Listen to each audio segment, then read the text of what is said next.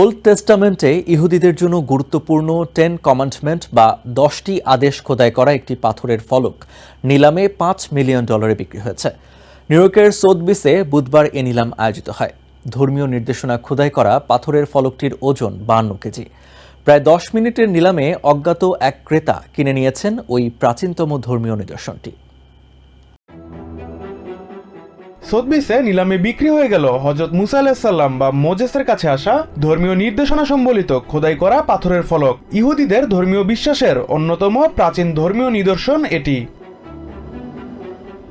ইহুদিদের কাছে মোজেস হলেন তাদের ধর্মীয় নেতা বা পয়গাম্বার। সমস্ত ইহুদি অনুসারীদের অনুকরণীয় যে 10টি আদেশ স্রষ্টার কাছ থেকে মোজেসের ওপর নাজিল হয়েছিল তাই খোদাই করা হয় এই পাথরের ফলকে। পাথরটি প্রায় 1500 বছর আগের রোমান বাইজেন্টাইন যুগের বলে ধারণা করা হচ্ছে। 2 ফুট লম্বা পাথরটি 1913 সালে ইসরায়েলের দক্ষিণাঞ্চলে একটি নতুন রেললাইন খননের সময় খুঁজে পাওয়া যায়।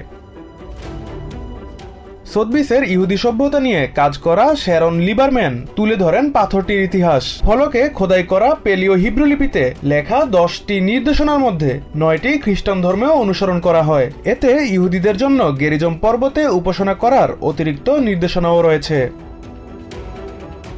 ফলকটি সোথবিসের ইতিহাসের অন্যতম গুরুত্বপূর্ণ নিলাম ছিল বলেও জানান শ্যারন। এটি এখন পর্যন্ত পাওয়া একমাত্র ফলক যেখানে পূর্ণ 10টি আদেশ লিপিবদ্ধ আছে। কয়েকজন স্কলার ফলকের উৎস এমনকি বিশ্বাসযোগ্যতা নিয়েও প্রশ্ন তুলেছেন। এদিকে সোথবিস জানিয়েছে যে ক্রেতা ফলকটি কিনেছেন তিনি একটি ইসরায়েলি প্রতিষ্ঠানকে নিদর্শনটি দান করবেন বলে পরিকল্পনা করছেন। Fuad Hasan, TVN 24 news desk.